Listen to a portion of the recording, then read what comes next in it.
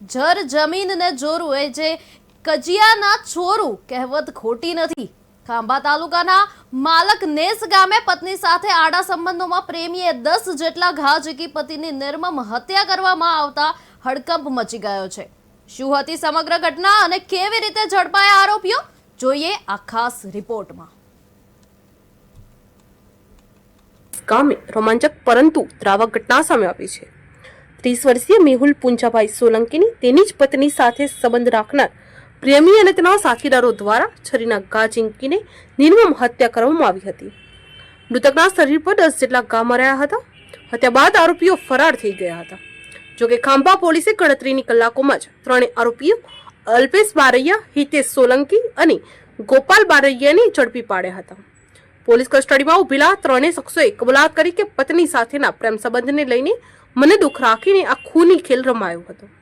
મૃતકનો મૃતદેહ રાજુલા પીએમ માટે ખસેડવામાં આવ્યો હતો, જ્યારે પોલીસ દ્વારા વધુ તપાસ હાથ ધરાઈ। અંબા તાલુકાના માલકનેસ ગામે 30 વર્ષીય યુવકની 3 શખ્સોએ ગળા પર છરીનો જોરદાર ઘા ઝીંક્યા હતા અને મૃતક મેહુલ પુંજાભાઈ સોલંકી નામના યુવકની પત્ની સાથે આડા સંબંધો રાખનાર પ્રેમીએ ખૂની ખેલ ખેલાયો હતો। મૃતક યુવાનના શરીર પર છરીની ઈજાના 10 જેટલા ઘા મારી નિર્મમ હત્યા નિપજવામાં આવી હતી, જેના 3 હત્યારાઓને પોલીસે ગણતરીના કલાકોમાં ઝડપી પાડ્યા હતા।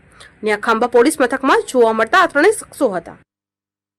ખાંભા પોલીસ સ્ટેશનના નવા માલકનેસ ગામમાં એક મર્ડરની ઘટના બનેલી હતી, જેમાં મરણ જનાર મેહુલ પુંજાભાઈ સોલંકીને તેમના જ ગામના અલ્પેશ હિંમતભાઈ બારિયા, હિતેશ રાઘવભાઈ સોલંકી અને ગોપાલ ઉર્ફે ગોધડ રમેશભાઈ બારૈયાઓએ એમનું મર્ડર કરેલું હતું। આજે ત્રણેય આરોપીઓ છે એમની ખાંભા પોલીસ સ્ટેશનના હિરાસતમાં છે અને તેમની કાયદેસર અટકાયત કરવામાં આવેલી છે અને પોલીસે આગળ કાર્યવાહી હાથ ધરી છે। પોલીસ ગિરફ્તારમાં ઉભેલા ત્રણેય શખ્સોએ મેહુલ સોલંકીની નિર્મમ હત્યા કરી હતી, જેમાં મૃતક મેહુલ સોલંકીની પત્ની જોડે અલ્પેશ બારૈયાને પ્રેમ સંબંધ હોય। પ્રેમ સંબંધની જાણ મેહુલને થતા મેહુલ સોલંકી અલ્પેશ બારૈયાને માથાકૂટ થયેલ હતી।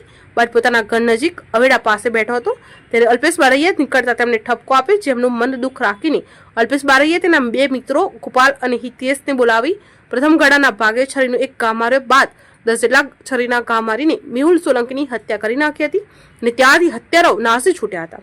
મૃતકને રાજુલા પીએમ અર્થે ખસેડીને હત્યારા સામે પોલીસે હત્યાનો ગુનો નોંધી ધરપકડ કરી હતી। Bureau report, KTN news Gujarati, Amreli.